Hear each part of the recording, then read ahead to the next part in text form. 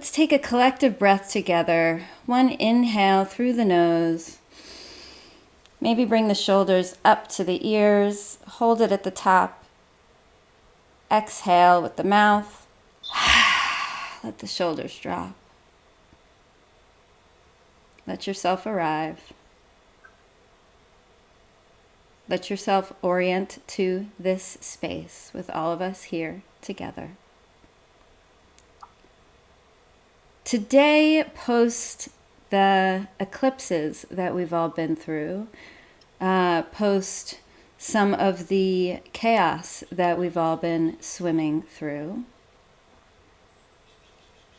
it felt important that we spoke about and experienced a process of pruning and a process of replanting.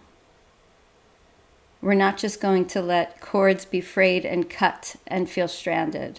We are going to replant those roots today. Because in this time, so much is coming up. So many stories are coming up. So many people are in creation right now, which feels so exciting. I don't know if it's just our container or if that's everywhere, but so many people that I get to interact with are in creation right now. And so thinking about some of the chaos and thinking about some of the fear and thinking about the creative energy that's putting so many of us into, and how intense that is and how vulnerable that is, and how we're trying so hard to really continue to show up as helpers in the world. I keep asking myself, how do I best support that? How do I best support that? For myself, for everyone I get to be in connection with? How do I best support that? And so the biggest thing that keeps coming into my presence is we need healthy systems to connect into. I'm trying to create one here. We are creating one here, right? Healthy systems to connect into, to observe, so that we can not only tune into healthy energy, but observe, how does that work? What does that feel like? What's that all about? I was listening to NPR this week and they were talking about biomimicry, which I thought was so interesting, that we have a field of study to mimic nature when we are nature and we have been a part of nature, and everything we've created is because we've observed something and a new idea has popped in. And so, it's just very interesting that we have this field, biomimicry, right? And I get to live in nature now. City girl over here. This is, I'm here for 7 years now, but it still feels like new. And I'm learning a lot. So I wanted to open up with a quick question, a quick go around. I don't think I have to explain to anyone how these sessions go, because we're all Weathered Infinity Container members now. But I wanted to ask a quick question where we will have opportunity to state our name in the container. That's very important to me, to state your presence. And I want you to also think about, what is a plant that you are in connection with? What is a plant that you have been in connection with?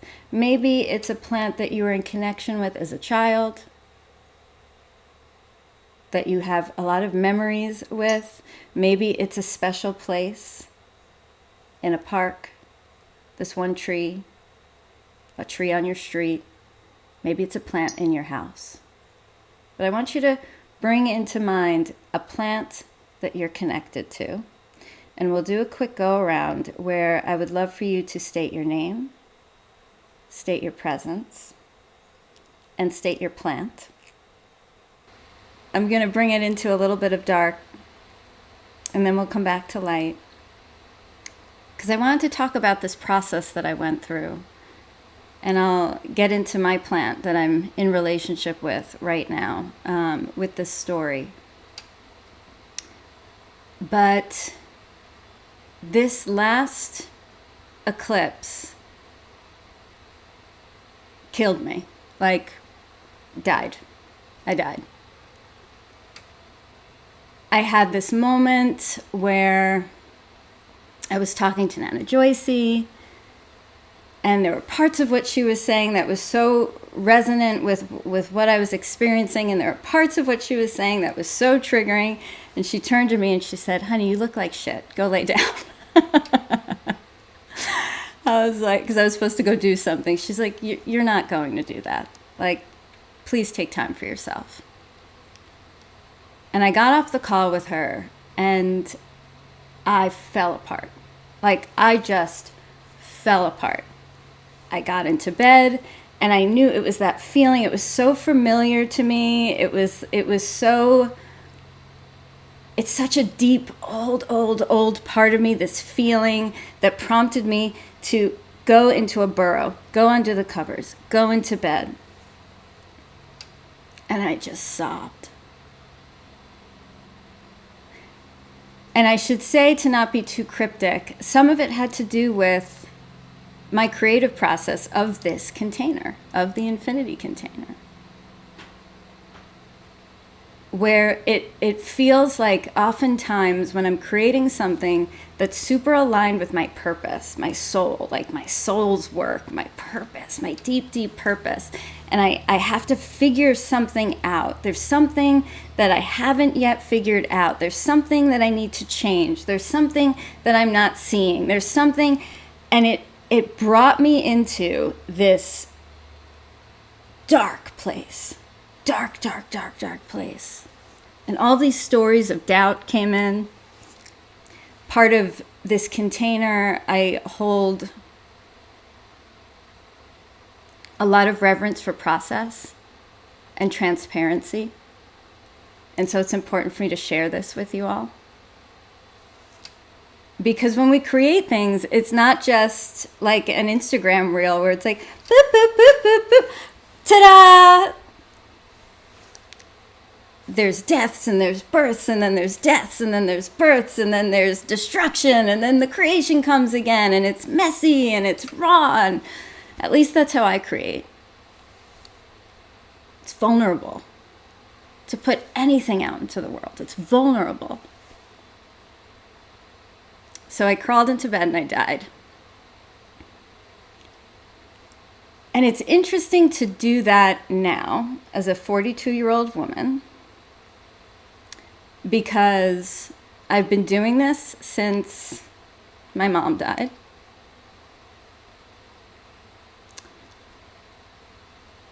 When I realized my learning process is related to death. And I got into bed and my 42-year-old self knew what was happening. So it was different from when I was a little kid where I didn't know it was happening and it would send me into panic. And so there was this whole layer of anxiety on top of all of this. Smoking some bufo really broke that pattern for me, by the way. The anxiety's not there anymore. But actually, since the bufo experience, I hadn't had this level of a death. So it was very interesting. I was very aware of what I was going through. I was very present. The observer was right there with me. And so I let myself die. And a lot of psychedelic work really does help prepare us for this. It felt very psychedelic. But you don't always need that kind of medicine. And so I got into bed and I went in, and then I went in, and then I went in, and then I went in, and then I went in, and the sobbing stopped, and I found myself in a void.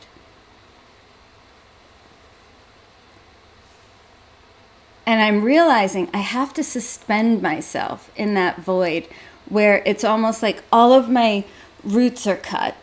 I remember earlier in the week, I tried to connect with my lineage, my ancestry, my past, and I said, help me. And they felt so grabby and so needy. And I literally said out loud, shut the fuck up.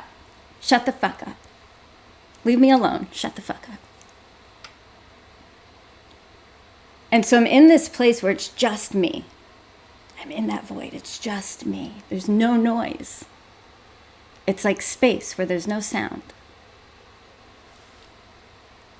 And I was just breathing there for a while.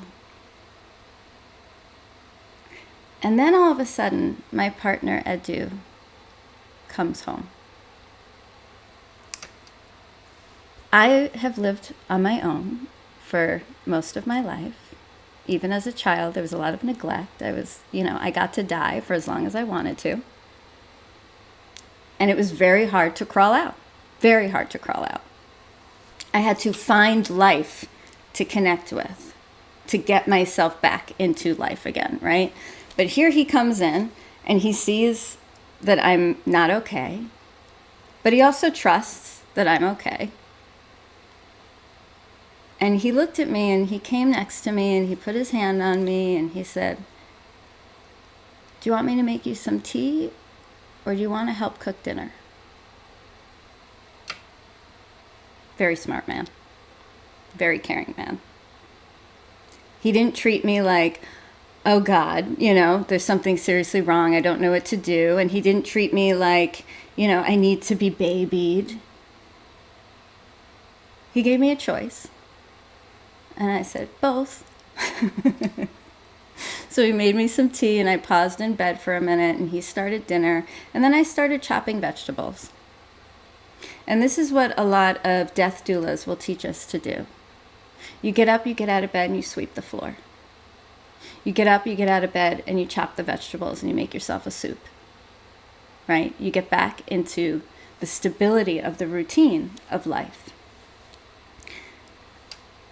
But I'm chopping vegetables, and I'm like, this feels really weird. I usually stay dead longer. Was I ready to come out of that? Like, did I get what I needed from that? Like, this is new. Like, there was a part of me that wanted to curl back in bed and like stay there, and like wallow and get back into it. And I was like, okay, wait, I'm going to practice this.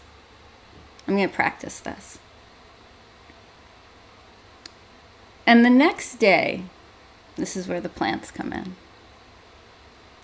Earlier in the week, I should say this, there was this horrible smelling plant. I don't know what it's called, but it was taking over so many of my garden beds. And it was like so intense. It was everywhere. And the smell was just like everywhere. It was this very like fragrant, invasive plant. And I've been cutting it away because it's killing the lavender, Ariel. Like, we cannot kill the lavender. And I hate the smell. Why am I going to live with this thing? Get rid of it. And so I was getting rid of it. It's like living in my nose, right? Because it's like so. And I finally cleared it. And the next day, after that experience happened, I looked outside and I looked at this empty place. And I said, I need to put the honeysuckle there. Whitney, who lives on the property with me, she has a honeysuckle, and she had told me it was getting too big for where it was, and it's next to the roses, Erica. And she didn't want it to kill the roses or bother the roses or take over the roses. So I knew I could move that plant. She'd want me to. So I went in, and I felt a little raw from the day before. And I took my little tools, and I started digging. Because this thing was getting pretty big. This is not like a tiny little honeysuckle. It was like, I was like, okay, I'm going to get this thing. And I'm digging around it. And I'm feeling the roots, and I don't want to kill it. And so I'm really using my connectivity with this plant to get to know it, because I have no relationship with this. And I'm coming in, and I'm like, we're moving you, right? But I knew she wanted to move. She needed to move. She was not in the right environment. She had no room to grow. And I knew she knew that I was going to give her some space. And I have my hands in the dirt, and I'm digging deeper, and I'm feeling this root ball, and it is a pretty big root ball. And there's some really strong roots coming out of it. And I'm noticing, you know, I'm a city girl. I'm learning all these things. I'm feeling into this. I don't really know what I'm doing. I'm experimenting here. And so I'm feeling in, and I'm feeling the roots. And I could tell there are some roots that she didn't need. And then there are other roots that were very important to keep intact. And I suddenly look around, and I'm in the earth at this point. I'm in the dirt. I'm not on it. I'm in it. And I just paused. And I breathed. And it was profound.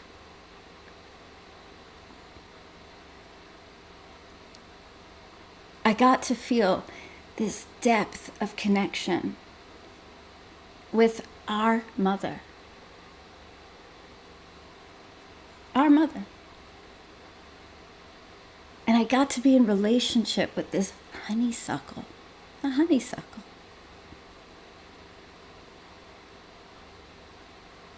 And I could feel it.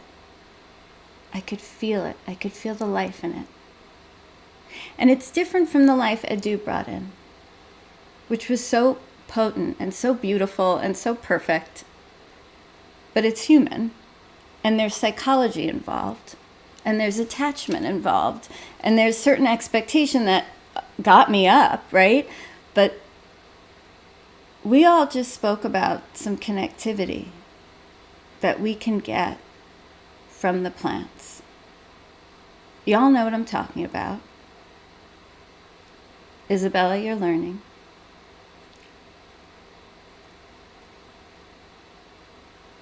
Where we get to really feel into healthy systems that are not scared of the government. They're not in fear that the money's going to run out, or the stock market's going to plummet, or so-and-so is upset with so. There's none of that. There's none of that. It's life. It's systems of life that are flourishing and regenerating and sustaining themselves.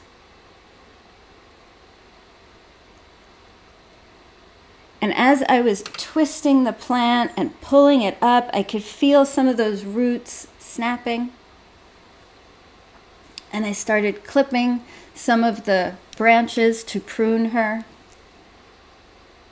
And I got her out, and I planted her in her new space. And I put dirt on top of her. And I just held the soil.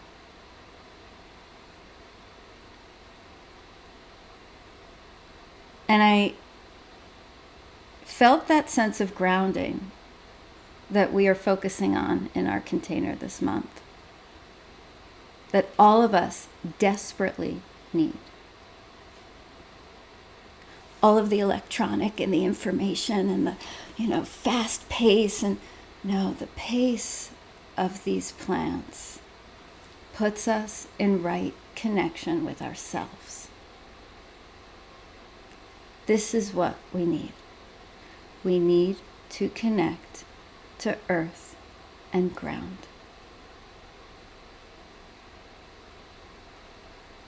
We also need to recognize that there are stories and patterns that are coming up and causing unnecessary pain. And at this point, we get to observe those stories. We get to observe those stories and make choice. What parts am I pruning? Is this environment big enough for me? Do I need to uproot myself and plant myself here? Is my environment supporting me? What are the old roots that are keeping me clinging to this environment that I can't grow fully in? What are the stories that are causing you to be too scared to take the next steps, that are risky, that are vulnerable, that are creative, that are in the energy of life-giving, generative energy? And so I want us to do a practice today to really feel that. Really feel that.